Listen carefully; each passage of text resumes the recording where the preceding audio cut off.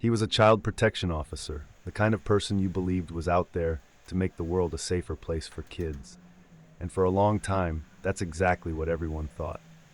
A real hero, someone who fought on the front lines against abuse, someone who could stand between evil and the most vulnerable among us. Except, Shannon wasn't the man anyone thought he was. I know, because I was one of the investigators on his case. And trust me, the truth, it's much worse than you'd ever want to know. It all started with a tip. Small, unassuming. Some anonymous user flagged a thread on the dark web, buried deep in the kind of corners most people don't even realize exist. I'd been on the force long enough to know these tips were often dead ends, pranks, or misunderstandings.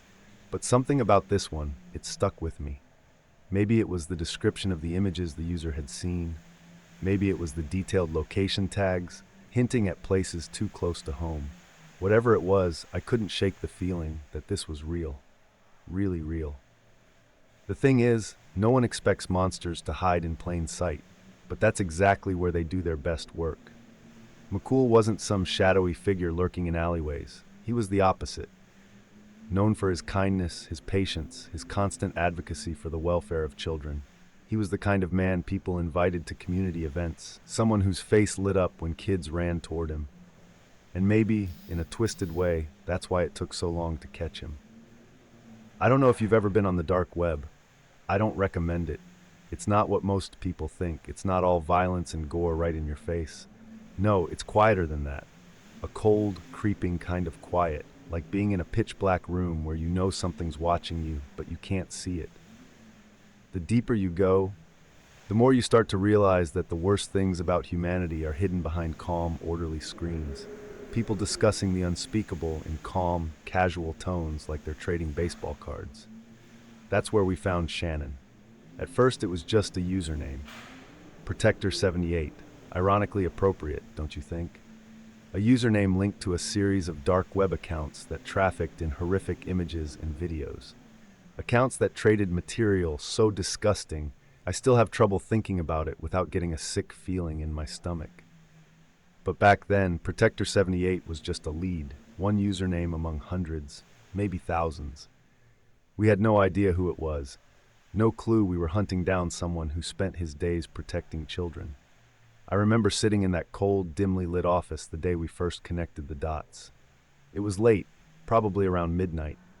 Most of the other investigators had gone home, but I stayed, staring at my screen, sifting through the latest round of evidence. That's the thing about dark web cases, they wear you down. Not because of the complexity, but because of what you see. After a while, it gets harder to look at kids, to feel anything but this dull rage at the monsters who hide behind screens.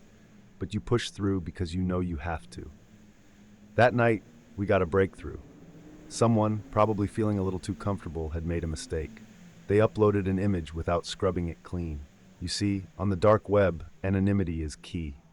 They go to great lengths to strip anything traceable from images. But this one, it had a trace, GPS metadata, a small slip, but enough. The location? A public park in Adelaide. The same park where Shannon McCool had recently volunteered for a charity event. I remember my pulse quickening, the air in the room feeling heavier as I stared at the data. The photo itself was harmless, a snapshot of the park, no kids in sight. But the source wasn't. From that moment on, everything changed. We began cross-referencing every piece of data we had with McCool's movements. His schedule, his travel history. It was subtle, the connections, but undeniable. He'd been at or near the location of several uploads. Each one seemed innocent on the surface, just images of places any regular person might visit. But we knew better. We kept digging, and the deeper we went, the more horrifying it became.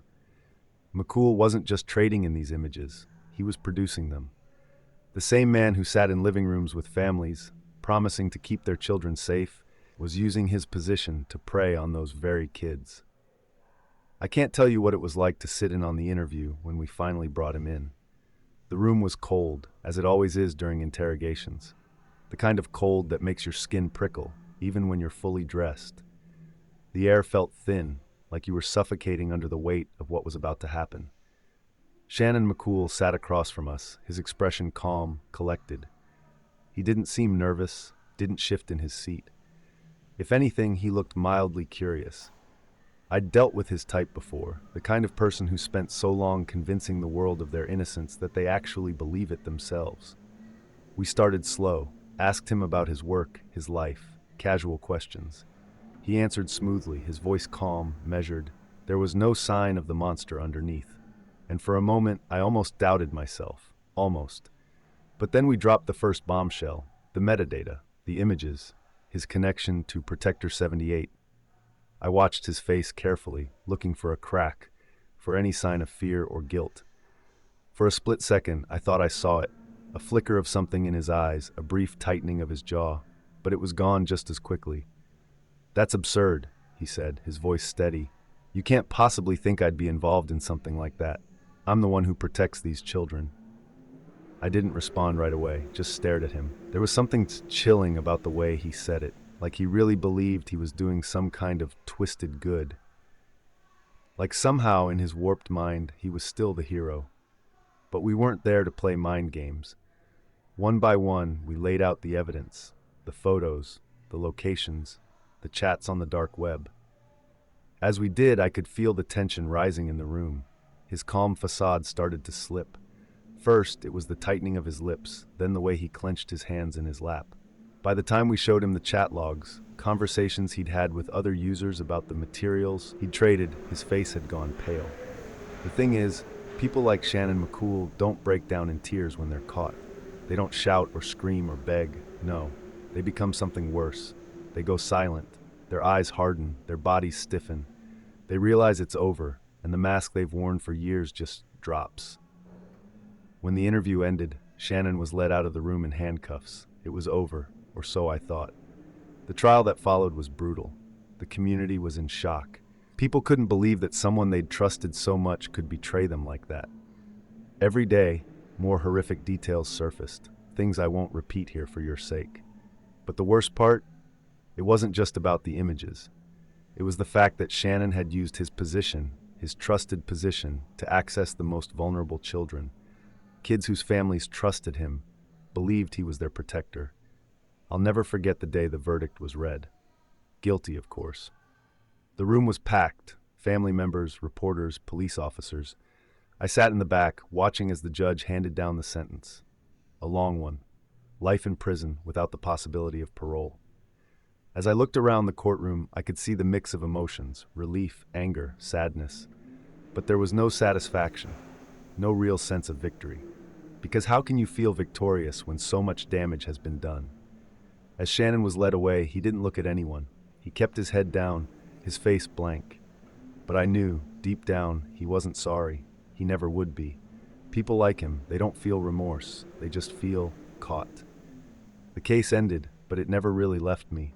Even now, sometimes late at night, I lie awake thinking about it. Thinking about the kids we couldn't save, the ones who never had a chance because of people like Shannon McCool.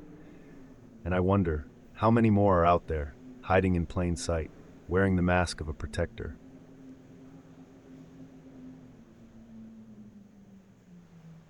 You ever hear a story so unbelievable you think it has to be a lie? I get that. I'd probably call myself a liar too if I hadn't lived it. I mean, how do you explain something that defies every piece of logic you've ever known? But that's the thing about what happened to me. No logic fits. No reason, no answer, no closure. Just a raw, gut-wrenching terror that never really leaves you, no matter how much you try to forget. This all happened 2 years ago, but sometimes it feels like it was yesterday. I was a pilot, based out of Dakar, working a route that took me around West Africa, mostly cargo runs, but sometimes passenger flights when they needed me. It was good work, good money, steady hours, and a chance to see parts of the world that most people don't even think about. But there's a strange beauty in West Africa. The sunsets, the rugged landscapes, the way the sky stretches out like it's trying to swallow you whole. I liked that. It felt freeing. I'd been flying for almost 30 years by then, and nothing really shook me. Planes are like second homes to pilots, and once you're in the air, you develop this calm. It's not arrogance, but a kind of trust in the machine, in the routine. If you've done it enough times, the only real fear is boredom, or at least that's what I used to think. Until that night. We were en route to Freetown, Sierra Leone, on a routine cargo flight. It was late, just after midnight, and the sky was as clear as glass. Perfect flying conditions. We were cruising at about 30,000 feet, just beginning our descent. Freetown was always a bit tricky to land in because the airport's close to the water, and the surrounding terrain is hilly, but I'd done it 100 times before. No big deal. The co-pilot, Jamie, and I were going through our pre-landing checks. Everything was normal, and we could see the lights of Freetown flickering in the distance, twinkling against the dark ocean. It was always a comforting sight, especially at night, to know that there was life down there, waiting for you to come in. I remember looking at the clock, 12:45 a.m. We were on time. The airport had just cleared us for landing, and we were about 15 minutes out. And then it happened. All at once, the lights just went out. Not a slow fade, not a flicker. 1 second, the city was there, glowing in the distance like a beacon, and the next, it was swallowed whole by darkness. It was like someone had pulled the plug on the entire city. Jamie and I both froze for a second, staring out the cockpit window, waiting for the lights to come back on. They didn't. "Did you see that?" Jamie asked, his voice tight with confusion. "Yeah," I said, still staring. "I saw it." We exchanged nervous glances, but we didn't have time to process it. The plane was descending, and we were flying blind into a dark void where a city should have been. My heart rate picked up, and my hands gripped the yoke a little tighter than usual. We tried to hail the control tower, but all we got was static. No response. Not even a crackle of interference, just dead silence on the radio. I've been in emergency situations before, but this was different. It wasn't just the technical failure, it was the feeling that something was terribly wrong, like the entire city had just vanished. I know how crazy that sounds, but that's what it felt like. The absence of light, the loss of communication, it was as if we were the only ones left in that part of the world. We continued our descent, and as we got closer, the darkness swallowed us whole. No lights on the runway, no street lamps, no cars, no boats in the water, just this thick, oppressive blackness stretching out beneath us. The ocean looked like an endless pit. I could feel the cold sweat forming on my neck, but I had to stay focused. We were too close to abort, and we needed to find that runway. Jamie was frantically tapping at the controls, checking and rechecking our instruments, but everything was functioning normally. The altimeter, the navigation systems, they all said we were right on course. But there was nothing to see. No visual reference. No way to know where the ground was, or if it was even still there. "Where the hell did the city go?" Jamie muttered, his voice barely above a whisper. I didn't have an answer for him. We descended lower and lower, and I could feel the tension in the cockpit rising like a storm about to break. The wind outside was picking up, howling against the fuselage, but inside it was dead silent. Even the engines sounded muffled, like the air itself had thickened, pressing in on us. At about 2,000 feet, I made the call. "We're aborting. Climb now." I pulled back on the yoke, my hands shaking. I didn't care what the instrument said anymore. There was no way we were landing in whatever hellish void had swallowed the city. The engines roared as we climbed, but something wasn't right. The plane felt sluggish, like it was fighting me. It wasn't responding the way it should have been. The wind outside had turned into a full-on gale, battering the wings, making the plane shudder. I could feel Jamie's panic rising beside me, but I couldn't look at him. I had to focus. We had to get out of there. And then, the cockpit went dark. The instrument panel flickered for a second, and then, blackness. Every screen, every light, every gauge went dead. We were flying blind in the middle of the night in a plane that had just lost power. "Jesus, no!" Jamie shouted, his voice breaking. I could hear him fumbling with the controls, trying to reset the systems, but nothing was working. I was gripping the yoke so hard my knuckles were white. My heart was pounding in my chest like a sledgehammer. This couldn't be happening. We were in the middle of the air, miles above the ocean, and everything was failing. And then I saw it. Out of the corner of my eye, through the window, I saw something in the darkness below us. It was faint at first, just a shimmer, but it was there. Lights. But they weren't city lights. They were moving, slowly, flickering in and out, like distant lanterns floating on the water. "What the hell is that?" I whispered. more to myself than to Jamie. He didn't answer. He was too busy trying to bring the plane back online. I stared out at the lights, trying to make sense of what I was seeing. There were dozens of them, maybe hundreds, scattered across the black ocean like fireflies. But as I watched, I realized they weren't just floating, they were rising. My breath caught in my throat. The lights were getting closer, coming up toward us from below. "Jamie," I said, my voice barely audible. He looked up, following my gaze, and when he saw what I saw, he went pale. The lights were moving faster now, swirling in the darkness, growing brighter and more defined. They weren't just lights, they were shapes, figures, human figures, glowing faintly as they ascended from the water. We were frozen, staring at them as they rose, hundreds of them, their eyes glowing with an eerie, unnatural light. They were coming for us. The cockpit shuddered violently, and the plane lurched to the side, as if something had grabbed hold of it. The lights outside were swirling around us now, closer and closer, like a storm of ghostly figures, their faces pale and featureless. "Pull up! Pull up!" Jamie screamed, but the yoke wouldn't budge. We were trapped, caught in whatever was happening. And then, just as suddenly as it had started, it stopped. The lights were gone, the power flickered back on. The plane leveled out, the instruments glowing dimly in the darkness. We were alone again, the wind outside gone, the ocean below us still and quiet. We climbed, higher and higher, until the lights of Freetown reappeared on the horizon, twinkling like nothing had happened. But something had happened. I didn't know what, but I could feel it in my bones. We landed safely, but neither Jamie nor I said a word as we taxied to the gate. The ground crew came aboard, oblivious to what we had just been through. To them, it was just another flight, another routine landing. But I couldn't shake the feeling that we had crossed into something we weren't supposed to see. That those lights, those figures, they were waiting for us. Watching. I resigned the next day.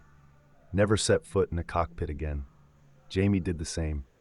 We never spoke about that night, and I don't think we ever will. But I still see those lights sometimes. In my dreams. Rising from the ocean, coming closer and closer. And I know deep down that one day they'll come for me.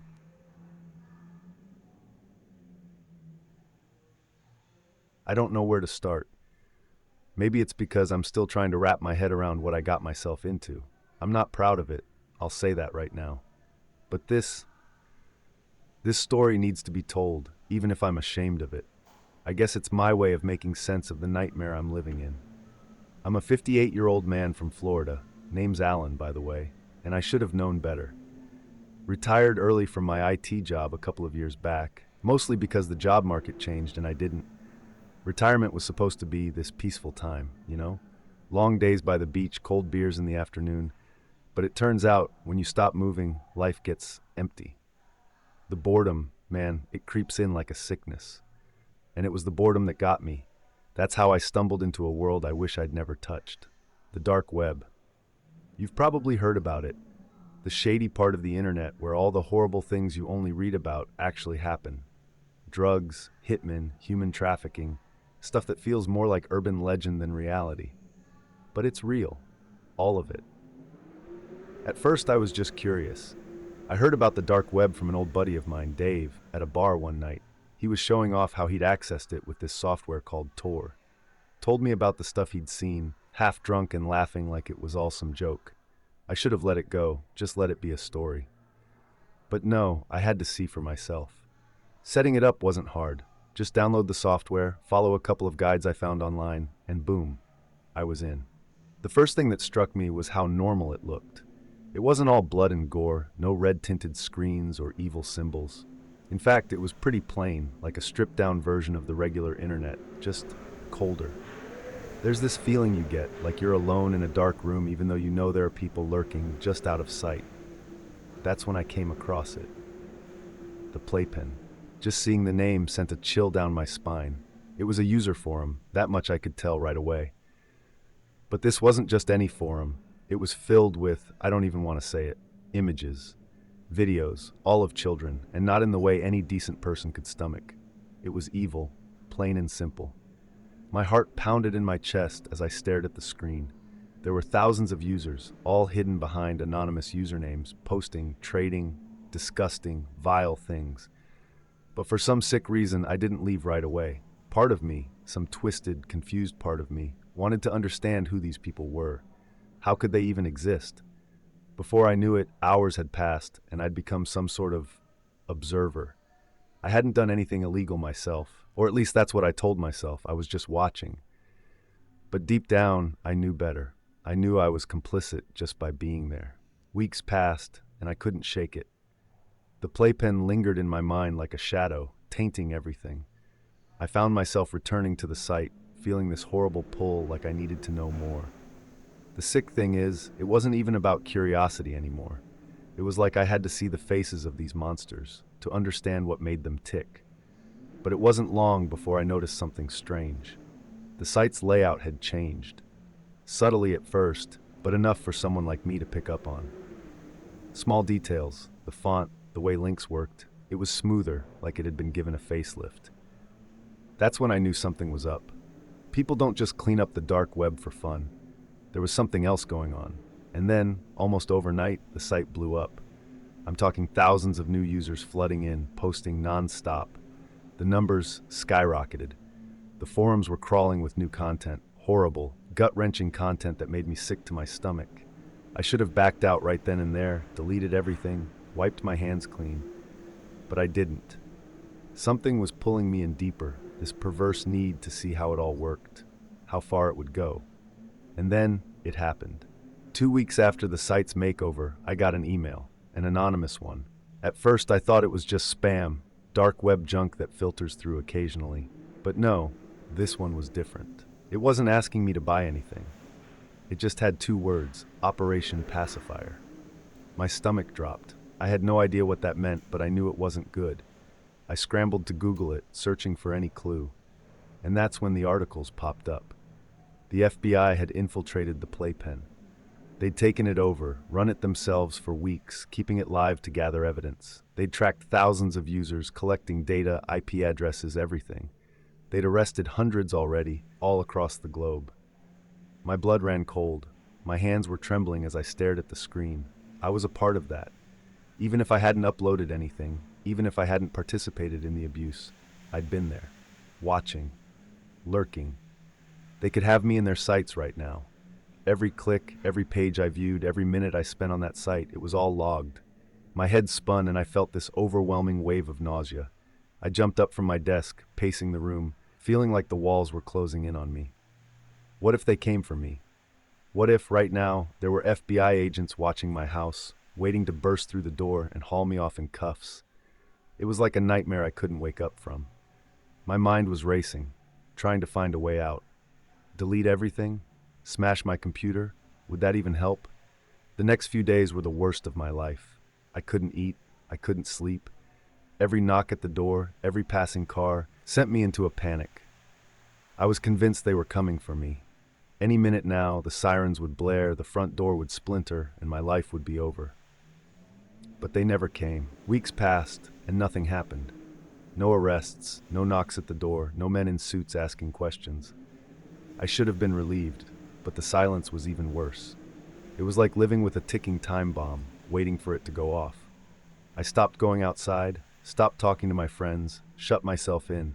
My own paranoia was eating me alive. Was I on some kind of list?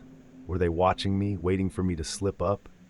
Or had I just slipped through the cracks, forgotten, lost in the sea of thousands they'd tracked down? One night, months after everything had blown over, I woke up to a strange noise. It was late, maybe 2 or 3 in the morning, and the house was dark. The sound was faint at first, a soft rustling coming from somewhere downstairs. I froze in bed, my heart pounding in my chest. Was this it? Were they here? I grabbed my phone, but my hands were shaking so badly I could barely hold on to it. The sound got louder. It was like footsteps, slow, deliberate footsteps coming from the living room. I could feel the blood draining from my face. I wanted to run, to hide, but my body wouldn't move. All I could do was listen as the sound got closer, creeping toward the bottom of the stairs. And then it stopped. I held my breath, waiting for the next sound, but there was nothing. Just dead silence. I waited, my pulse hammering in my ears, straining to hear anything. I reached out with trembling fingers and turned on the bedside lamp, casting a weak glow across the room. The air felt heavy, like something was wrong, deeply wrong. Slowly, I crept out of bed, my feet cold against the wooden floor. I crept toward the door, my heart racing with every step. The house was eerily quiet, too quiet. I reached the top of the stairs and peered down into the darkness below. There was nothing, no movement, no sound, but I couldn't shake the feeling that someone was there, watching me. I forced myself to take a step down, then another, until I was halfway down the stairs. And that's when I saw it. At the bottom of the stairs, just barely visible in the dim light from the kitchen, was a figure. It was standing perfectly still, facing me. I couldn't make out the face, but I knew, deep in my gut, that it was here for me. My breath caught in my throat. I tried to move, to scream, but my voice was gone. All I could do was stare as the figure began to move toward me, slow and deliberate, one step at a time. I was frozen, trapped, and then, as it reached the foot of the stairs, I heard it speak. "I know what you did, Alan." It was my voice, and that's when everything went black. When I woke up, I was still in the dark. My head throbbed, the kind of pain that makes you nauseous, and for a moment, I thought I was dead. I couldn't remember how long I'd been out or how I'd ended up like this. But as I blinked, trying to adjust my eyes, the room slowly came into focus. I was in my living room, sprawled out on the floor. The air was thick, almost suffocating, and there was a strange, metallic taste in my mouth.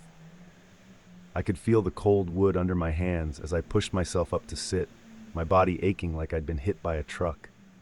It was still nighttime. Everything was dark except for the faint glow coming from the kitchen light, casting long shadows across the room. But something felt wrong. The figure, my voice. I didn't want to think about it, but I couldn't push it out of my head. Did that really happen? Was I losing my mind? I wasn't sure of anything anymore. I stood up shakily, trying to steady myself. My knees were weak, my heart pounding in my chest like a drum. I had to get out of the house. I had to leave. Maybe this was all in my head, a twisted product of my own guilt. Or maybe, just maybe, I was finally paying the price for what I'd done. As I moved toward the door, my eyes darted around the room, half expecting to see the figure again. But there was nothing. The house was silent. I reached the front door, grabbed the handle, and stopped. The air was colder than it should have been. It wasn't just the temperature. It was the kind of cold that clung to your skin, that seeped into your bones. I hesitated, feeling like something was wrong, and then I heard it. A voice. Low, barely a whisper, but unmistakable. "Alan." I spun around, my heart leaping into my throat. But the room was empty. I couldn't see anything. Just shadows, twisting and shifting like they were alive. I was about to turn back to the door when the voice came again. "You can't hide." My blood ran cold. This time, it wasn't a whisper. It was my voice again. But it wasn't coming from me. It was coming from the shadows. I backed up, stumbling as my foot caught on the edge of the rug. I fell hard, hitting the floor with a thud. The wind was knocked out of me, but I didn't care. I needed to get out. Now. Scrambling to my feet, I bolted for the door, flinging it open. I didn't even stop to grab my keys or anything. I just ran. I ran out into the night like my life depended on it, because maybe it did. The streets were empty, the neighborhood quiet. There was no one to help, no one to turn to. I kept running, not even sure where I was headed, just trying to get as far away from that house as possible. My mind was racing. Was I being followed? Was it all in my head? I didn't know anymore. I was in full panic mode. My lungs burned as I sprinted down the street, past darkened houses and shuttered windows. I ended up at a park, small, barely more than a patch of grass with a few benches. I collapsed onto one of them, gasping for air, my hands shaking uncontrollably. But even there in the open air, I couldn't escape the feeling that I was being watched. That's when my phone buzzed in my pocket. My throat tightened. It was from an unknown number, of course. But I knew. Somehow, I knew. It wasn't just some prank or coincidence. It was connected. It was them. And then, as if to confirm my worst fears, another message came through.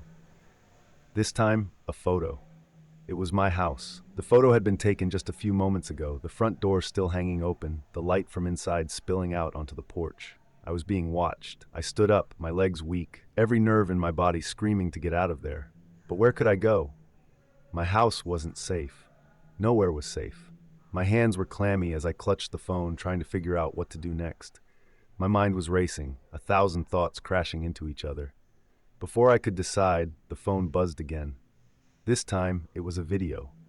I hesitated, my thumb hovering over the screen.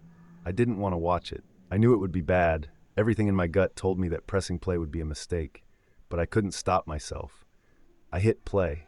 At first, the screen was dark, just a muffled sound in the background, wind, maybe. But then the camera panned slowly and I realized it was filming inside my house, my living room, the same living room I'd been in just minutes ago. And then, the camera zoomed in on something, or someone. It was the figure. The same shadowy figure from earlier, standing in the exact spot where I had seen it. Except this time, the camera moved closer, revealing the face. I dropped the phone. It was me. I stared at the phone. The image burned into my mind.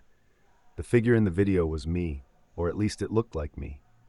But there was something wrong, something off. The eyes were too wide, the expression too cold. It was like a hollow version of myself, standing there in my living room, staring back at the camera.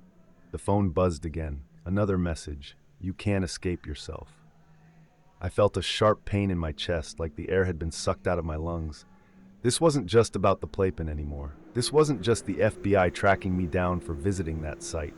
This was something deeper, something I couldn't explain. I couldn't outrun this. I couldn't outrun myself. I stood there in the middle of that empty park, the weight of it all crashing down on me. The guilt, the fear, the overwhelming sense that I had crossed a line I could never come back from.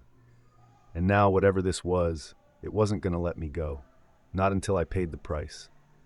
To this day, I don't know what that figure was, or how it knew me so well. I never went back to the house. I couldn't. I left everything behind. But no matter where I go, no matter how far I run, I can still feel it, watching me, following me.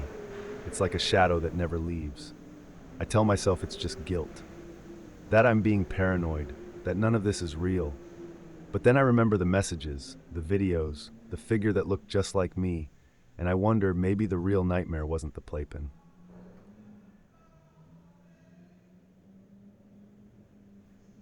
You never expect something like this to happen to you, you know? It's always someone else's story. A family in another town, a haunted house you hear about on TV. But when it's your home, when it's your family living through it, it changes everything. That's exactly what happened to us. And even now, I can't fully explain it. It all started about 6 months ago when my wife Emily and I bought this house. It was supposed to be the place where we'd raise our daughter Sophie. A quiet suburban home in a nice neighborhood, nothing fancy, just a place that felt right for us. It was an older house, built in the early 1900s, but it had been recently renovated. We were excited, new beginnings and all that. The first month or two were perfect. Sophie had just turned 2, and she loved the place. There was a big backyard for her to run around in, and her room, well, we put a lot of care into making it special. Emily spent weeks choosing the right colors, furniture, the perfect little nightlight shaped like a moon. Everything was how we imagined it would be. Life felt normal. But then things started to change. At first, it was little things. You know how it is, things that you can easily brush off. I'd be in the living room and hear what sounded like knocking on the front door, but when I got up to check, no one was there. It happened a few times. And each time I figured it was just kids messing around. I didn't think much of it. Then one night, Emily and I were sitting in the living room after putting Sophie to bed. The wind outside was howling, and the house had that cozy feeling, the kind you get when you're safe inside, the fireplace crackling, and the storm is raging outside. Suddenly we heard a loud bang, like someone had slammed their hand against the window. Both of us jumped. I went to check, and again, nothing. No sign of anyone outside. The rain was coming down hard, so I figured maybe it was just a branch blown against the glass or something. But when I looked closer, there wasn't any tree near that window. Emily looked worried when I came back to the couch. "Did you see anything?" I shook my head. Nothing. Must have been the wind. But I could tell she wasn't convinced, and truth be told, I wasn't either. There was something off about that bang. It didn't feel random. Over the next few weeks, things escalated. More knocking, but not just on the front door. Sometimes it was on the walls, sometimes on the windows. It happened at all hours, day and night. I would be sitting in the kitchen, and suddenly I'd hear a sharp knock from the hallway, as if someone was standing right outside Sophie's room. I'd rush over, heart pounding, but there'd be nothing. One night, it got worse. Emily and I were fast asleep when we were both jolted awake by the sound of Sophie crying. I remember my heart racing as I scrambled out of bed, thinking she had a nightmare or maybe she was sick. But when I got to her room, I froze. The air was thick, and the first thing I noticed was this strange white mist hanging in the air. It was like fog, but it wasn't coming from anywhere. The windows were shut and there was no draft. The mist just lingered, almost swirling around Sophie's crib. She was standing up, clutching the rails, sobbing hysterically. I grabbed her and held her close, calling for Emily. By the time Emily got to the room, the mist had started to dissipate, but the strange, heavy feeling remained. Sophie wouldn't calm down for hours. She kept pointing to the corner of the room, saying something that sounded like "lady," but she was only 2, so it was hard to make out exactly what she was trying to tell us. After that night, the mist kept showing up, always in Sophie's room, always late at night. Each time, Sophie would wake up screaming, and each time the mist would disappear just as quickly as it came. We checked for leaks, mold, anything that could explain it, but nothing made sense. One evening, after another sleepless night, Emily broke down. "I can't take this anymore," she said, her voice shaky. "There's something wrong with this house." I wanted to reassure her, but honestly, I was feeling it too. The air in the house felt different, heavier, colder. We started avoiding Sophie's room when we didn't have to be in there, and the atmosphere in the entire house was tense. The knocking had become almost routine at this point, like whatever was doing it was trying to make sure we knew it was still there. Then came the breaking point. It was a Tuesday night, I remember that clearly. I had been working late, and by the time I got home, Emily had already put Sophie to bed. I was exhausted and barely even noticed the house had gotten colder, which it often did these days for no reason we could explain. Around midnight, we heard it, the knocking again, but this time it was different. It wasn't just a few taps, it was frantic, like someone was pounding on the walls, desperately trying to get out. We ran to Sophie's room, terrified, and that's when we saw it again, the mist, only this time it was thicker, almost like it was moving. It wasn't just floating anymore, it was swirling, fast, and this time it wasn't just near Sophie's crib, it was all over the room, rising like smoke. I could hardly breathe, and Sophie was screaming, the kind of terrified scream that makes every hair on your body stand on end. Emily grabbed her, but before we could leave the room, the door slammed shut. The sound was deafening in the small space, and the mist seemed to thicken even more, closing in around us. For a split second, I saw something, just the outline of a figure in the mist, standing in the corner, watching us. It was a woman, I'm sure of it, but there was something wrong about her face. I couldn't make out the details, but the coldness in the air around her, the sheer presence of whatever she was, it felt wrong. "Get out!" I shouted, though I don't know if I was talking to Emily or the thing in the mist.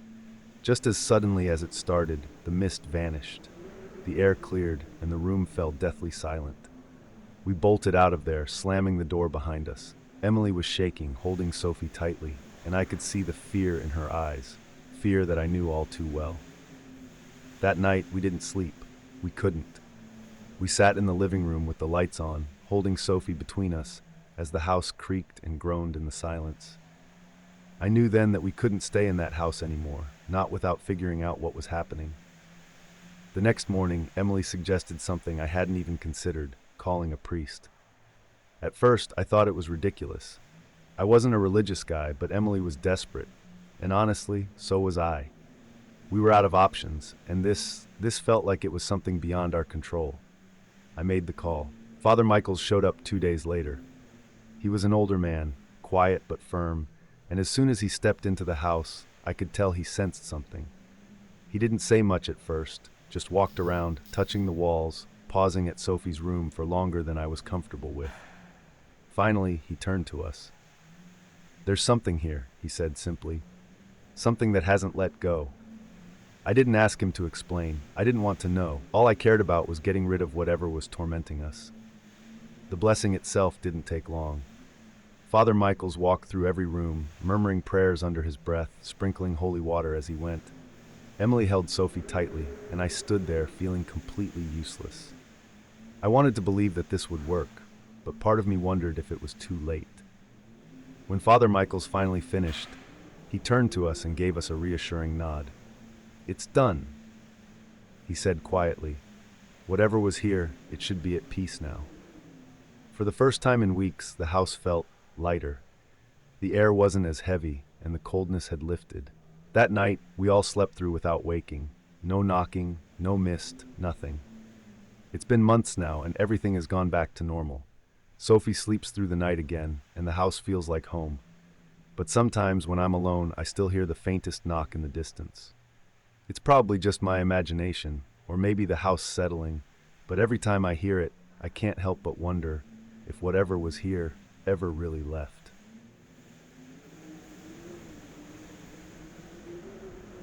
What happened to me and my friends in that abandoned church? Well, it's something I can't shake, even after all this time. I wasn't the kind of person to believe in hauntings or curses, but that night changed everything. It all started a few years ago. There was this old church on the edge of town tucked away down a forgotten dirt road. No one really talked about it anymore. It had been abandoned for decades, maybe even longer. The roof was caving in, the stained glass windows shattered, and the wooden beams were rotting, but the place still had this presence. People in town said it was haunted, of course, but you know how small towns are. There's always a haunted house or a creepy building that gets turned into a local legend. Most of us never took those stories seriously. My friends and I, we saw the church as a challenge. A few of us had already been inside before, sneaking in through one of the broken windows just for the thrill of it. It was the kind of place we'd go to mess around, take stupid photos, maybe scare each other a little. There was nothing more to it than that, just harmless fun. At least that's what we thought. There were 6 of us that night, me, Sam, Chris, Jamie, Eva, and Sarah. It was late, maybe 10 or 11 at night. We had been hanging out in Jamie's basement when someone suggested we head to the church again. It wasn't unusual for us to go there after dark. The church had become our little spot, the place where we went to feel a little reckless. It was cold out, that kind of biting fall chill that makes you huddle deeper into your jacket, and the wind was picking up, rattling the leaves on the trees as we made our way down the dirt path. The church loomed in front of us, barely visible in the dark, its silhouette jagged and broken against the night sky. I remember the wind whistling through the cracks in the old stone walls as we approached, making the whole building seem alive, like it was breathing. There was something unsettling about it that night, though. Maybe it was the way the moonlight cast strange shadows on the ground, or maybe it was the silence. Normally, we'd hear crickets or distant sounds from the town, but tonight it was dead quiet. We found our usual way in, a side window that had been busted out long ago. One by one, we climbed through, dropping into the main hall of the church. Inside, the air was thick with dust, and the smell of mildew hit us immediately. Our footsteps echoed off the stone walls as we wandered around, our flashlights cutting through the dark. "Let's check out the basement tonight," Chris suggested, his voice too casual, like he was daring us. We had been in the church dozens of times, but we'd never gone down to the basement before. None of us had been brave enough to explore it.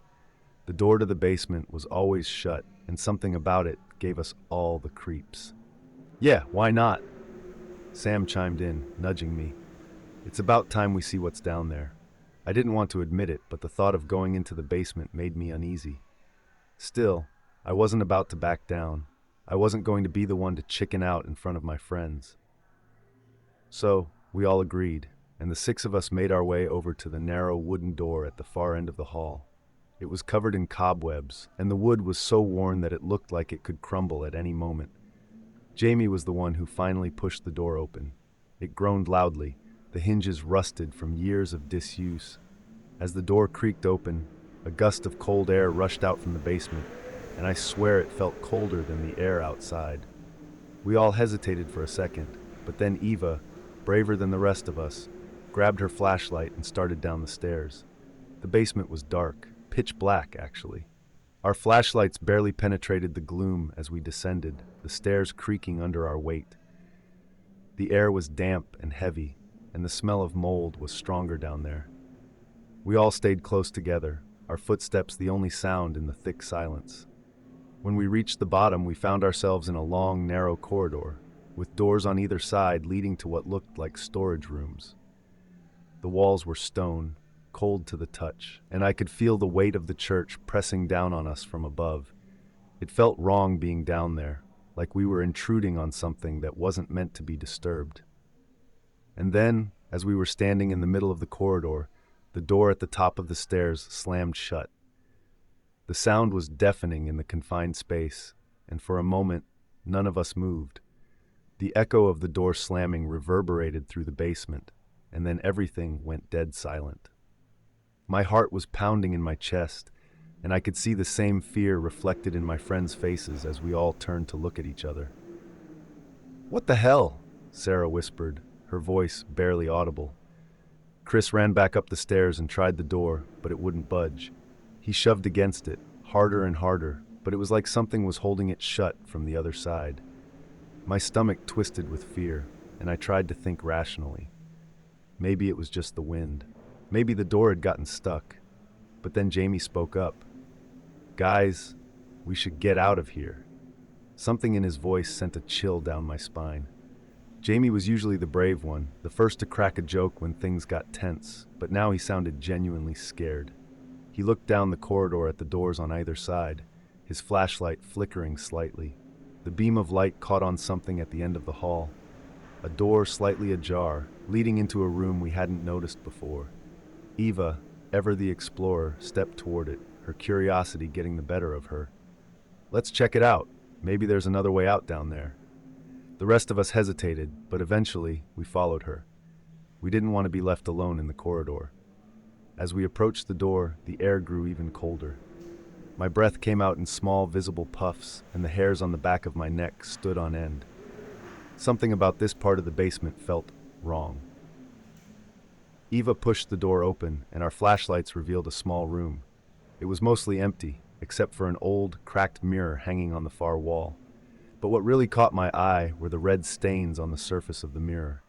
They looked fresh, dark and smeared, as if someone had dragged their fingers through wet paint, but the smell in the room suggested something else. "What is that?" Sam whispered, his voice barely more than a breath. I stepped closer, my heart racing, trying to make sense of what I was seeing. The mirror was old, the glass clouded and cracked in several places, but those red streaks, they were unmistakably recent. And then, out of the corner of my eye, I saw it. A photo, framed placed on a dusty shelf beside the mirror. It was an old black and white photograph of a woman. She was wearing a wedding dress, her dark hair cascading over her shoulders. But it wasn't the dress or the photo itself that bothered me. It was her face. She was smiling, but not in a way that felt right. Her smile was too wide, too forced, like she was trying to hide something sinister beneath it.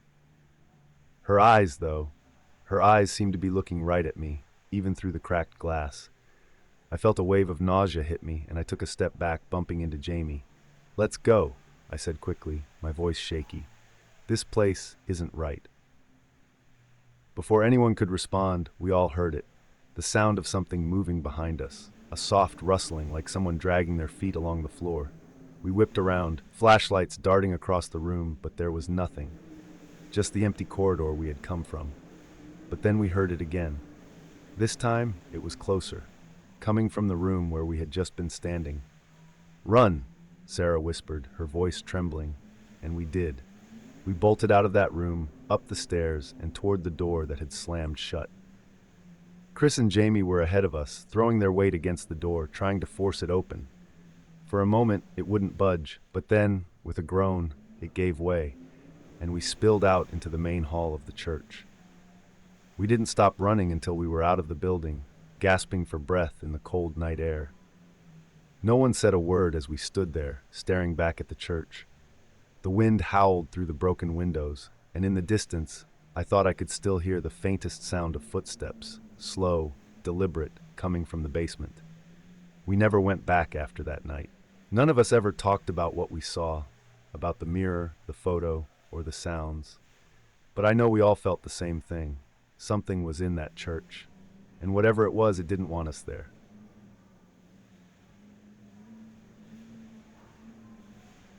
I'll never forget that night. I still get chills just thinking about it, even though it's been over a year since it happened. You know those trips you take with your friends where everything feels like a fun adventure until something happens and suddenly it feels like the world's shifted? Yeah, it was one of those trips. So it was me, Julie, Mark, and Ethan. We decided to rent this cabin up in the mountains for the weekend, just to get away, you know. Life had been stressful, and we needed a break. It was one of those cabins you find on those travel sites, real secluded, surrounded by trees, and far enough from town that you felt like you were in the middle of nowhere. We'd arrived around midday, unpacked, and spent the rest of the afternoon just hanging out, drinking, and playing some games. The place was nice, nothing fancy, but it had this rustic charm. Wooden walls, a stone fireplace, and a couple of old-fashioned lanterns that barely gave off enough light to see in the evening. By the time the sun went down, we were all feeling pretty relaxed. Maybe too relaxed. The first weird thing happened after dinner.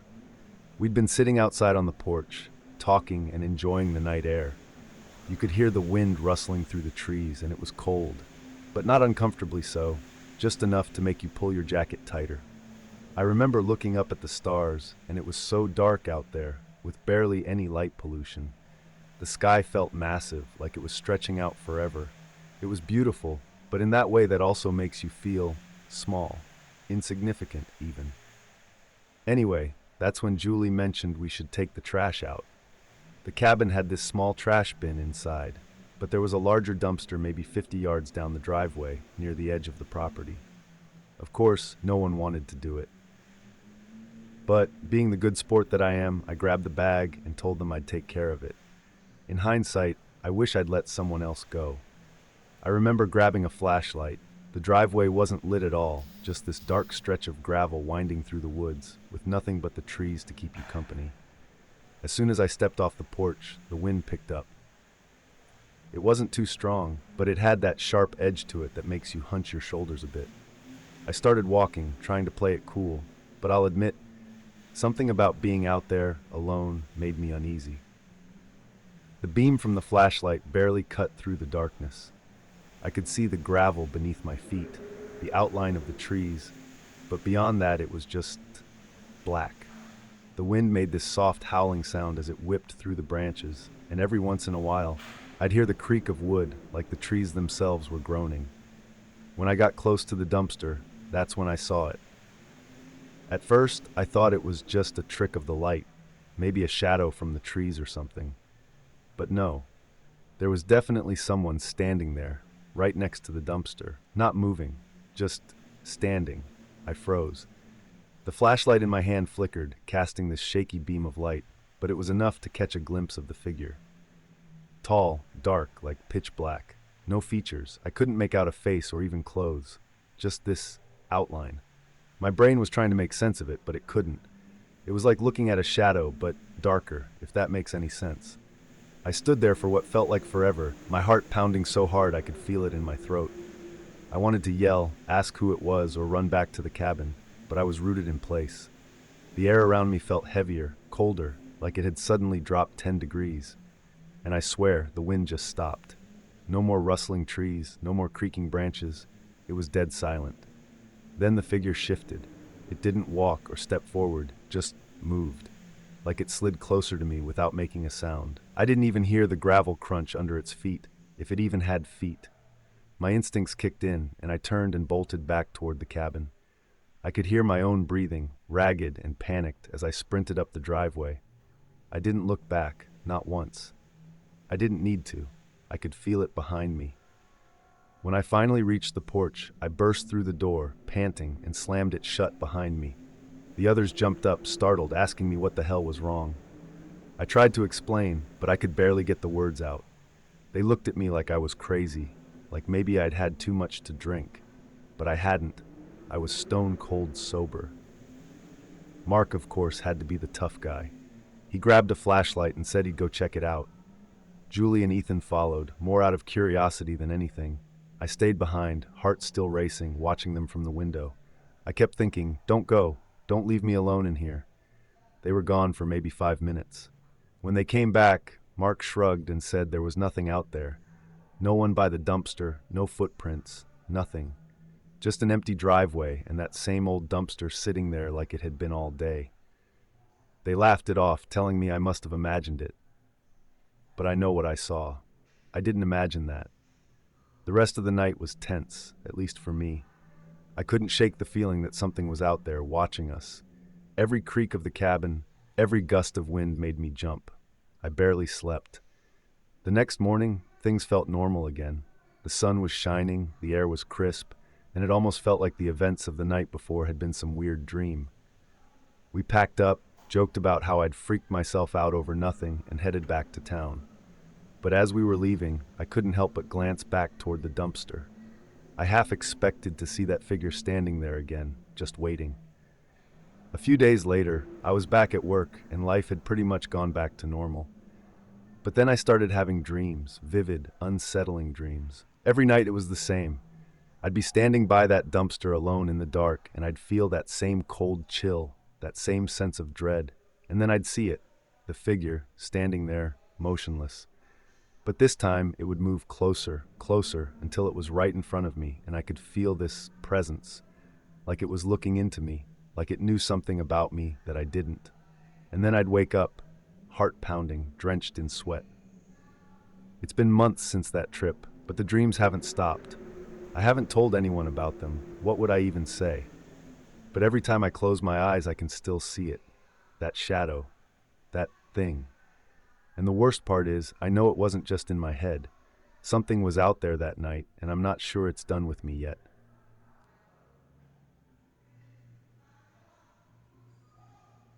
It all started about 3 years ago, when we moved into an old house on the outskirts of Long Island, New York.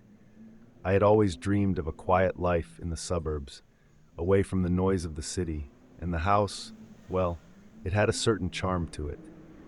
It was one of those old Victorian-style homes, the kind you imagine would creak with history. We bought it for a surprisingly low price, considering how spacious it was. The real estate agent had reassured us that it had been recently renovated, but still, you could feel the weight of its past hanging in the air. I thought that was part of the appeal, at least at first. The first month was uneventful. My husband Tim and I spent most of our time unpacking, setting up rooms, and getting used to the vastness of the place. There were 3 floors, with the attic sealed off due to years of disuse, and a basement that I didn't even want to think about. We lived mostly on the first 2 floors, with a big wooden staircase connecting them. The stairs were the first thing I noticed about the house, how loud they were. Every creak echoed like an announcement of your every move. Now, I'm not the kind of person who scares easily. I've lived in apartments with neighbors who fought through the night, and I could sleep through thunderstorms. But the house, it had a way of getting to you. The floors, the walls, they all seemed to have a memory of their own. You'd walk down the hall, and there would be that moment of silence before a floorboard creaked behind you, even when no one else was there. It started with the footsteps. I remember it was a Saturday afternoon, one of those chilly fall days when the wind had a bite to it, and the trees outside seemed to whisper secrets. Tim was in the yard raking leaves, and I was folding laundry in our bedroom. I heard it, clear as day, the sound of footsteps on the staircase. Slow, deliberate, like someone was taking their time walking down. My first thought was that Tim had come inside, so I called out to him. No answer. The footsteps stopped. I got up, walked out into the hallway, and looked down the stairs. Nothing. Just the dim light filtering through the stained glass window, casting a mosaic of colors on the wooden floor. I shrugged it off, thinking maybe the house was settling, or maybe it was the wind pushing against the walls. But it didn't feel like that. It felt too real. The footsteps continued over the next few weeks. Always the same pattern, slow, deliberate, as if someone was making their way down the stairs one step at a time. I'd hear them late at night, sometimes when Tim was fast asleep beside me, or in the middle of the afternoon when I was alone. I'd get up, check the stairs, and find nothing. Every time I convinced myself it was just the house, just some old wood reacting to the cold. But then things escalated. One night, Tim's mother, Elaine, came over to stay with us for a week. She was helping us take care of our newborn son, Jamie. It was late, maybe around midnight, when I woke to the sound of banging, loud, aggressive banging, like someone was pounding on the front door. My heart raced as I scrambled out of bed, my mind still foggy from sleep. Tim stirred beside me, but I told him to stay with Jamie while I checked. As I made my way down the hall, the pounding stopped abruptly. The house fell silent again, except for the soft creaking of the floor beneath my feet. I reached the top of the stairs, and that's when I saw Elaine standing there, her face pale as a sheet, clutching Jamie tightly against her chest. Her eyes were wide with terror. "Did you hear that?" she whispered. I nodded. "Yeah, the banging. What was it?" Elaine shook her head, trembling. "It wasn't just the door. It was everywhere, like someone was trying to break in. And I heard footsteps. Someone walking outside Jamie's room. But when I opened the door, no one was there." A chill ran down my spine. I didn't know what to say. There was no one outside, no sign of an intruder. I wanted to reassure her, tell her it was nothing, but deep down I knew something wasn't right. The house felt different that night. Darker, colder. Over the next few days, things grew worse. Elaine wouldn't stay in the house alone, and I couldn't blame her.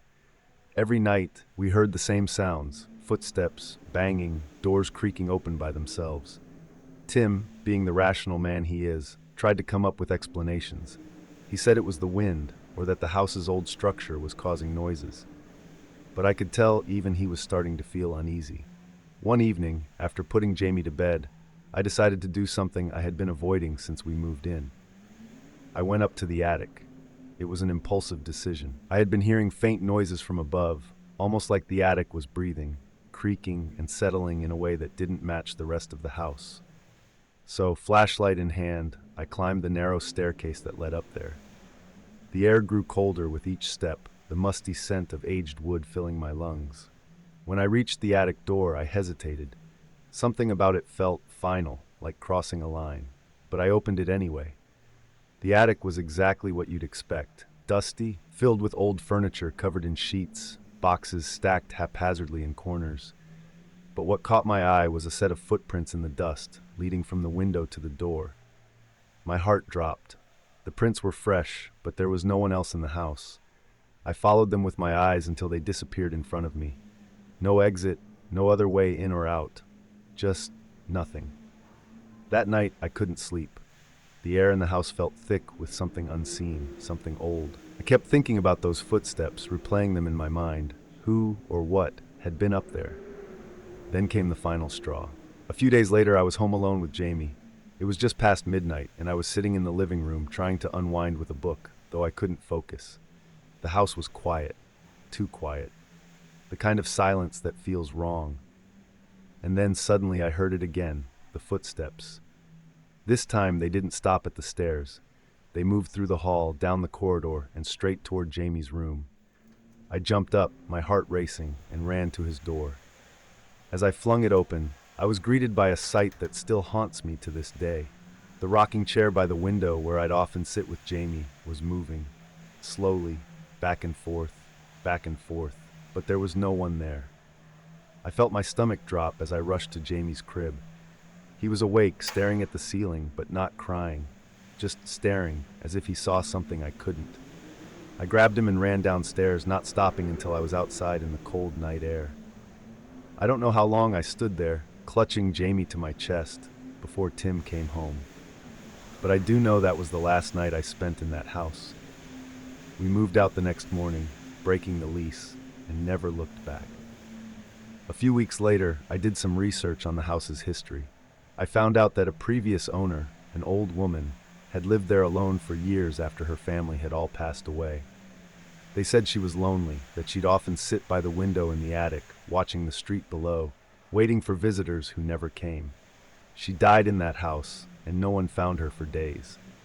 I don't know if I believe in ghosts, but I do know this: something was in that house, something that wasn't ready to leave. And I'll never forget the way it made me feel, like I wasn't alone, even when there was no one else there. To this day, I can still hear those footsteps in my mind, slow and deliberate, always one step behind. Even after we moved out, those memories followed me. I tried to convince myself it was all in my head, that the old woman's story had planted ideas twisted by the natural creaks and groans of the house. But that didn't explain the rocking chair. It didn't explain the cold dread that filled my chest every time I thought about that house. For months after, I had nightmares. In them, I would be back in the house, standing at the bottom of the staircase, hearing those same footsteps, getting louder, closer. In some dreams, I'd be stuck in Jamie's room, the rocking chair moving on its own, and when I'd try to leave, the door wouldn't budge. I'd wake up in a cold sweat, my heart pounding so hard I thought it would burst out of my chest. Tim didn't talk about the house much after we left. He was relieved to be out, I could tell, but he wasn't one for sharing his fears. He told me it was just an old house, that we were right to leave because of the bad energy it held. He brushed off the details, the footsteps, the banging, the chair, like they were all just symptoms of that energy. But I knew better. I could feel it, even now, like the house had imprinted itself on me. Then, something strange happened. One afternoon, months after we had settled into our new place, I received a call from our old real estate agent, the one who had sold us the Long Island house. She wanted to know if I had a moment to chat. Her voice sounded hesitant, like she wasn't sure how to bring up whatever she was about to tell me. Sure, I said, trying to sound casual, but my stomach tightened. I hadn't thought about that house for weeks. I was finally starting to feel normal again. Have you, by any chance, she started slowly, had any unusual experiences while you lived in the house? I mean, anything out of the ordinary? My heart stopped. I had never told her what we went through. We left so suddenly, breaking our lease without much of an explanation. I remember feeling embarrassed, like no one would believe what we experienced there. Why do you ask? I replied, my voice shaky. There was a pause on the other end of the line, and I could hear her take a deep breath. The new owners, they've been having some issues. They mentioned hearing things, footsteps, doors opening on their own, and there was an incident with their child's nursery. The crib was found in the middle of the room, as if someone had moved it. They thought maybe you had experienced something similar. A cold shiver ran down my spine. I didn't know what to say. It was like hearing an echo of my own nightmare, but this time it wasn't just me. Someone else was living it. Yeah, I finally managed to stammer out. We did hear things. We saw things. She sighed softly, as if she had expected my answer but had hoped for a different one. The thing is, she continued, her voice lower now, I didn't know about this when I sold you the house, but I did some digging after the new owners complained. Turns out, the house was on the market for years before you bought it. No one would stay for long. Some people thought it was haunted, but most just said it felt wrong. The old woman who lived there before, well, she had a son. He died as a child, fell down the stairs. She never really recovered from that. The world felt like it was closing in on me. I gripped the phone tighter, trying to process what she was saying. Why didn't you tell us? I asked, my voice shaky with anger. We had a child in that house. We were there for months. I didn't know, she said quickly, clearly panicked. I swear I didn't know at the time. These things came out after you left. I would have told you if I had known, I promise. But now I don't know what to do. The new owners are threatening to leave too. The house might just be cursed. Cursed. The word hung in the air between us. I wanted to deny it, to say that curses weren't real. But deep down, I knew that house wasn't just a creaky old building. It held something. And whatever it wasn't done. After the call, I tried to shake off the unease, but it clung to me like a shadow. I avoided telling Tim about it, not wanting to stir up old fears. But my mind kept wandering back to that conversation. And one night, I found myself typing the house's address into a search engine, hoping to find more about its history. The search results were sparse, mostly old real estate listings and a few articles about historic homes in the area. But then I stumbled upon a news clipping from decades ago. It was short, just a few lines, but it chilled me to the bone. It was about the death of a young boy in that very house. He had fallen down the stairs and broken his neck. The boy's name was Thomas, Timothy actually, just like my husband. I felt a strange connection, one I couldn't explain. I showed it to Tim, and he shrugged it off as coincidence, but the pit in my stomach wouldn't go away. I thought that was the end of it. We'd moved, left the past behind, and though the house stayed with me in my dreams, I thought we were safe. But a week later, I found Jamie standing in his crib, staring at the corner of his room. His eyes were wide, and he was reaching towards something, mumbling a word that sent a cold shock through my body. Tommy. I froze. What did you say, sweetie? Tommy, he repeated, pointing at the corner. There was nothing there, just the wall and the shadows cast by the nightlight. But Jamie kept pointing, his little hand outstretched, and the room suddenly felt colder, darker. It was the same sensation I had felt in that house, like something was watching, waiting. We had left the house behind, but whatever was in it hadn't let go of us. I grabbed Jamie, pulled him into my arms, and whispered to him, "It's okay, baby, it's okay." But I knew it wasn't. That house, that presence, it was still with us. Somehow, it had followed us here, and I don't know how to make it leave.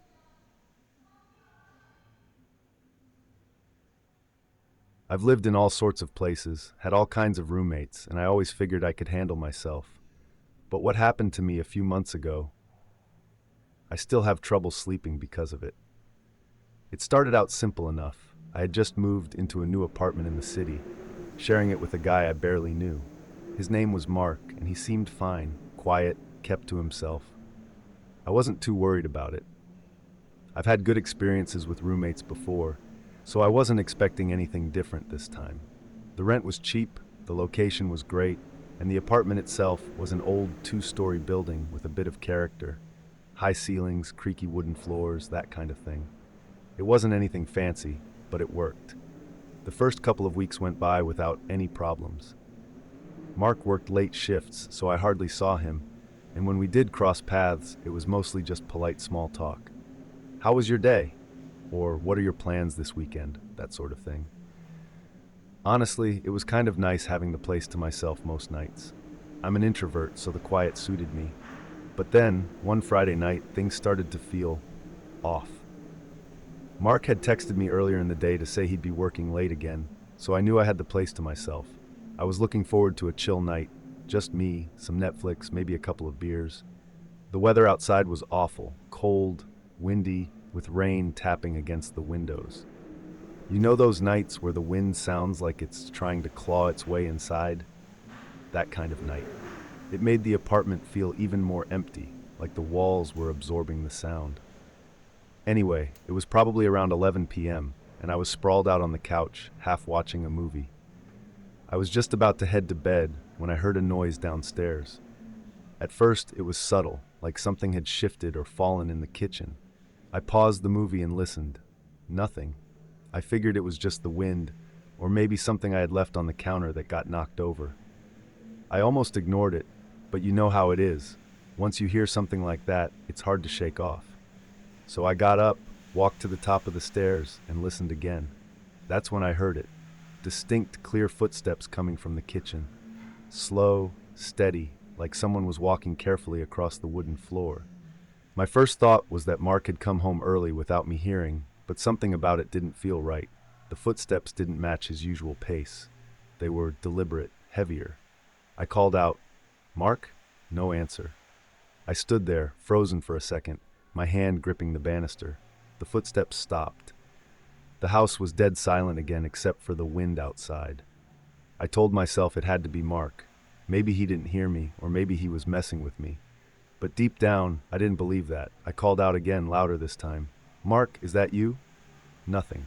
At this point, my heart was starting to race, and my mind was running through all the possibilities. I checked my phone. No new messages. If Mark had come home, he usually texted to let me know. The silence dragged on, and I could feel the tension in my chest, that creeping sensation when you know something's wrong, but you can't explain it. I debated going downstairs to check, but every part of me was screaming to stay put.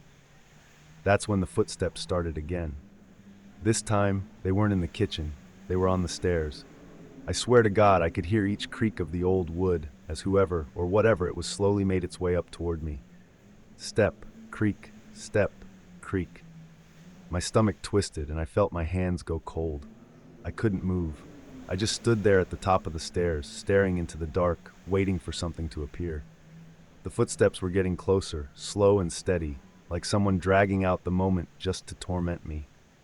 And then they stopped, right outside my bedroom door, just down the hall. The doorknob rattled. Not a loud, frantic shaking, but a slow, deliberate turn, as if someone was testing it. Thank God I had locked the door. I backed away, my heart pounding so hard I could barely think. I kept staring at the doorknob, expecting it to burst open any second. My mind was racing. Was it Mark? Could it be? But if it was him, why wasn't he saying anything? Why was he trying to scare me like this? I grabbed my phone, hands shaking, and texted him. "Me, are you home?" I waited, every second feeling like an eternity. The doorknob stopped moving, but I could still hear the faintest sound of breathing from the other side. I couldn't be imagining it. There was someone there. Mark. No. Still at work. Why? My stomach dropped. I felt like I was going to be sick. Whoever was on the other side of that door wasn't Mark. I didn't know what to do. My mind was blank with fear. I could feel the panic rising in my throat, choking me. The only thing I could think to do was run to the window. We were on the second floor, but there was a fire escape outside. I fumbled with the lock, hands trembling, trying to keep quiet so whoever was outside wouldn't hear me. The wind was howling outside, and the rain was pouring down harder now, hitting the glass in sheets. Just as I managed to unlock the window, the doorknob started turning again, this time harder, more forceful. Whoever it was, they weren't just testing it anymore. They were trying to get in. I yanked the window open and climbed out onto the fire escape, barely feeling the freezing rain as it soaked through my clothes. I didn't care. I just wanted to get out, to get away from whatever was inside. My heart was racing so fast, I thought it would explode in my chest. I scrambled down the metal steps, the sound of my feet clanging against the rungs drowned out by the storm. When I hit the ground, I didn't stop. I ran down the street, my breath coming in ragged gasps, my clothes clinging to me, cold and wet. I didn't stop running until I was at the corner, my lungs burning, my hands shaking so badly I could barely hold my phone. I called Mark. "Someone's in the apartment," I gasped, barely able to get the words out. "Someone's in there." Mark was silent for a moment, and I could hear him moving, like he was grabbing his stuff and rushing out of work. "Stay where you are," he said, his voice tense. "I'm calling the cops. Just stay there." I waited on the corner, shivering in the rain, my heart racing as I watched the building. I kept expecting to see someone come out, but no one did. The windows were dark, the whole street deserted, except for the wind and the rain. It felt like hours before Mark showed up with the police. They searched the apartment, every room, but they didn't find anyone. No sign of forced entry, no evidence that anyone had been there at all. The front door was locked, just as I had left it. The cops gave me sympathetic looks, the kind people give when they think you've just freaked yourself out. But I know what I heard. I know what I saw. And the worst part was the look on Mark's face, like he didn't know whether to believe me or not. I moved out the next week. Mark stayed. He said he wasn't going to let a little scare force him out of the apartment. I didn't argue. I just wanted to be gone. But 2 weeks later, I got a call from him in the middle of the night. He was panicked, out of breath, saying he'd heard footsteps in the apartment, just like I had. He locked himself in his room and heard the doorknob rattling, just like I did. I didn't stay on the phone long. There wasn't anything I could say to him that would make it better. He left the apartment a few days after that. We never really talked about it again. I don't know who or what was in that apartment with us, but I do know one thing. Sometimes when you think you're alone, you're not. Mark never really got over it. After that night, he avoided talking about the apartment, like even mentioning it would somehow bring whatever was there back. And honestly, I didn't blame him. I didn't want to think about it either. I moved on as best I could, trying to shake off the whole experience. I found a new place, a small one-bedroom downtown, and for a while, I convinced myself it was just some kind of freak coincidence. Maybe a prank gone wrong. Maybe my mind had been playing tricks on me after all. That's what I wanted to believe, at least. But sometimes late at night, I'd find myself lying in bed, staring at the ceiling, remembering the sound of those footsteps, the way the doorknob twisted, how deliberate it all felt. It wasn't just the noise, it was the intent behind it. Whoever or whatever was on the other side of that door wasn't there by accident. It knew I was inside, and that's what kept me up at night. Months went by. Life went back to normal, or at least something close to it. But one evening, just as I was starting to think I had left it all behind, Mark called me again. His voice was different this time, shaky, like he was holding back something. "Hey man," he started, his words unusually cautious. "I know this is gonna sound weird, but I need to ask you something." I sat up in bed, my stomach instantly tightening. I hadn't heard from Mark in weeks, maybe even months, and I could already tell from his tone that this wasn't a friendly catch-up call. "What is it?" I asked, trying to sound casual, but my voice came out tense. "Do you remember the apartment, the night you left?" I felt a chill run down my spine. Of course I remembered. How could I not? But I didn't say anything, waiting for him to explain himself. "Well," he continued after a pause, "I've been thinking about it a lot. I couldn't get it out of my head, you know? So I started looking into the building's history." My heart sank. I hadn't done any digging after I left. I didn't want to know. But Mark, he wasn't the kind of person to let things go. "And," I prompted, dreading the answer. "I found something," he said, his voice barely above a whisper. "Something I think you need to hear." I didn't say anything, just listened as he told me what he had discovered. The building we had lived in, it had a history, a dark one. Decades ago, long before we moved in, there had been a series of incidents. People who lived there would hear things at night, footsteps, banging, whispers, and then one by one they'd leave. Some moved out, like I had. Others, well, they weren't so lucky. One of the tenants, a guy in his mid-30s, had disappeared, just vanished. His apartment was left exactly as it was, nothing stolen, no signs of a struggle, but he was never seen again. Another tenant, a woman who lived on the second floor, was found dead in her bed. The cause of death was ruled as natural causes, but people in the building claimed she had been acting strange in the weeks before her death, locking her doors, complaining about someone trying to get into her apartment at night. Mark's voice was shaky now, and I could hear the tension building in him. He was piecing it all together as he spoke, like saying it out loud made it more real. "There's more," he said, hesitating. "The apartment we lived in, it was the one where all this started. Years ago, before any of the tenants disappeared, there was a guy living there. He was quiet, kept to himself, like us. But one night, his roommate found him dead at the bottom of the stairs. They said he had fallen, but people said they heard footsteps before he died. My blood ran cold. It was too much of a coincidence. The footsteps, the doorknob turning, the feeling of being watched, it all made sense now, or at least as much sense as it could. There was something in that apartment, something that had been there long before we moved in, and it had been waiting. After you moved out," Mark continued, his voice barely a whisper now, "I started hearing the footsteps again, just like before. Only this time, it wasn't just at night. It was all the time. I'd hear them when I was alone in the living room, when I was taking a shower, even in the middle of the day. They'd start slow, then get closer and closer. I could hear him swallow hard on the other end of the line. One night, I couldn't take it anymore.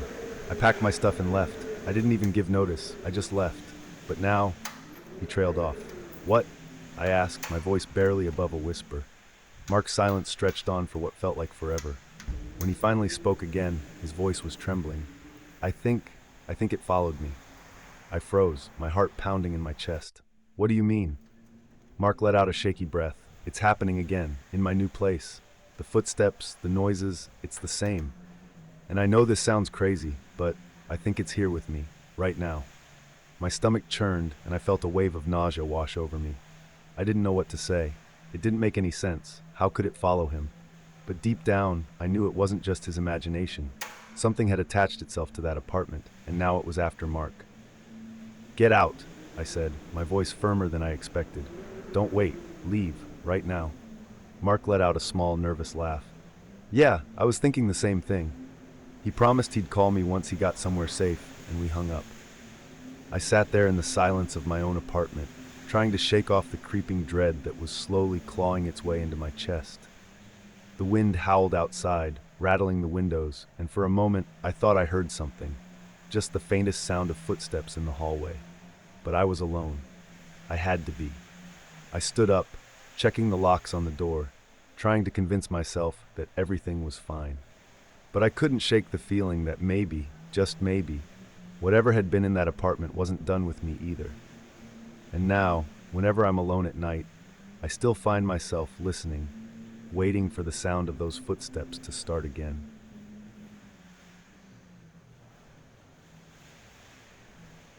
You know that feeling when you can't quite explain something, but you know deep down that it's wrong? Like the hairs on the back of your neck prickling up, your gut tightening, telling you something's off? I used to think those feelings were just leftover instincts from our ancestors, cavemen wary of predators. But now, I don't think that anymore. Now I know better. Let me start at the beginning, though. I've lived in this house just outside of Leeds for nearly 5 years. It's nothing fancy, but it's home. A semi-detached, 2 stories, brick walls, a small garden.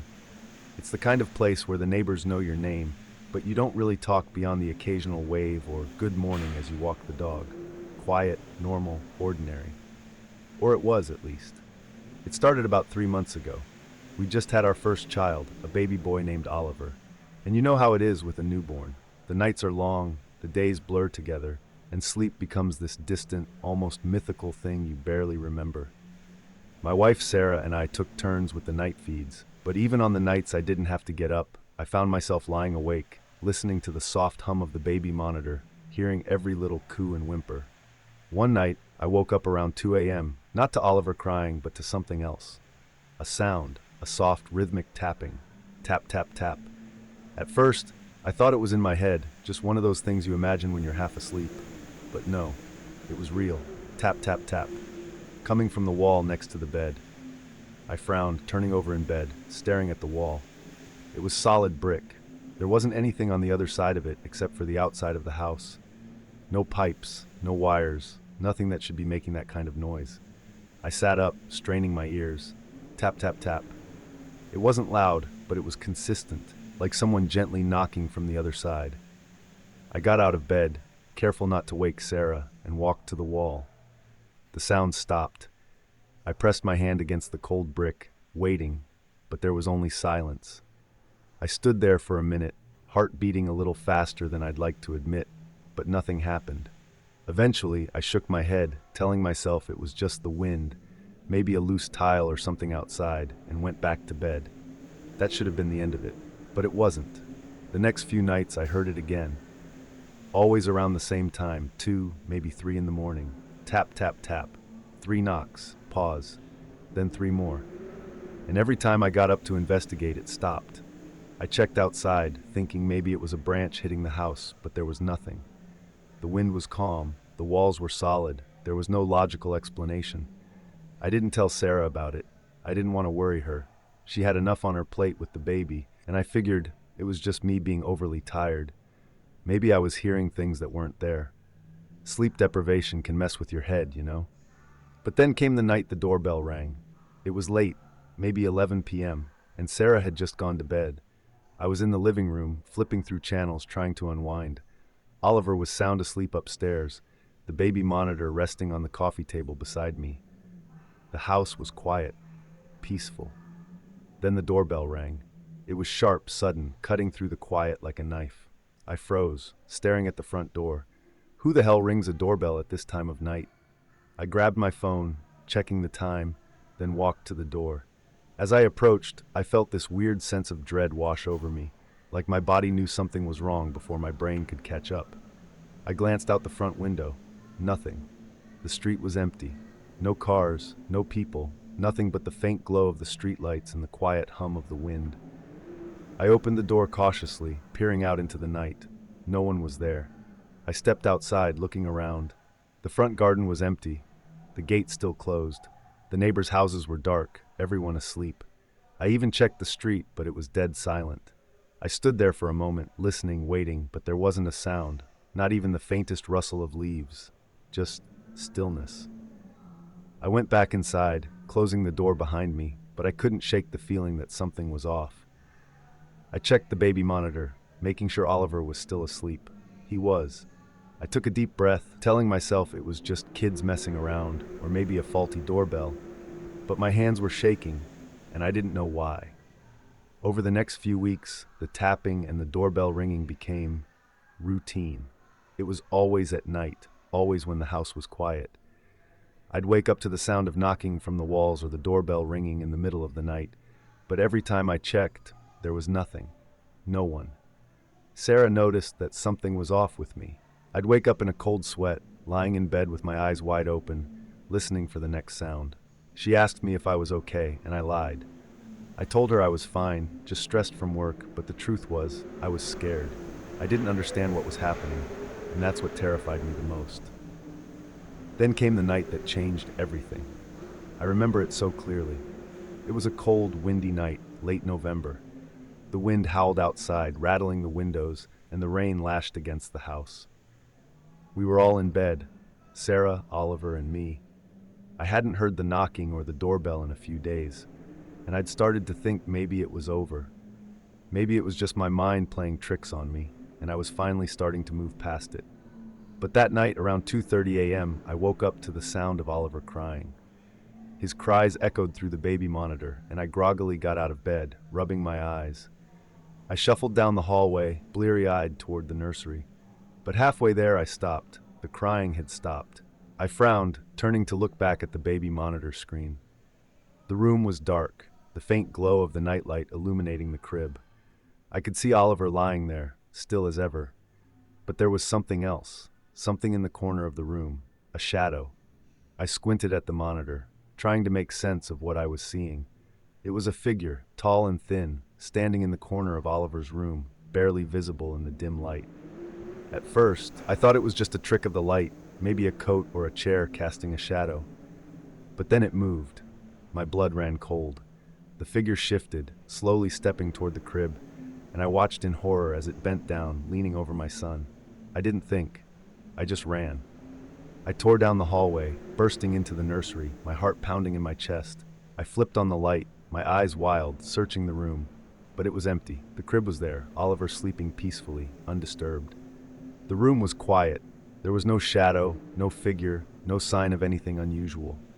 I stood there, breathing heavily, my hands shaking as I stared at my son, trying to make sense of what I'd just seen. It didn't make sense. I knew what I'd seen. I knew there was something there, but it was gone. I spent the rest of the night sitting in the nursery, watching over Oliver, my mind racing. Every creak of the house, every whisper of the wind outside sent a jolt of fear through me. I couldn't shake the image of that figure, standing there watching over my son. The next morning, I told Sarah everything. I couldn't keep it to myself any longer. I told her about the knocking, the doorbell, the figure on the baby monitor. I expected her to laugh it off, to tell me I was being ridiculous, but she didn't. She just stared at me, her face pale, her hands gripping the edge of the table. "I've heard it too," she whispered. "The doorbell, the knocking." I didn't want to say anything because I thought I was going mad. We sat there in silence for a long time, both of us coming to terms with the fact that we weren't imagining things. Something was happening in our house, and we didn't understand it. That was the last night we stayed there. We packed up and left the next day, staying with Sarah's parents until we could figure out what to do. We never went back to that house. It's still there, I assume. Empty, waiting for someone else to move in. But sometimes, late at night when the wind is howling and the world is quiet, I think about that figure, standing in the corner of the room, watching. And I wonder, what would have happened if I hadn't gotten there in time?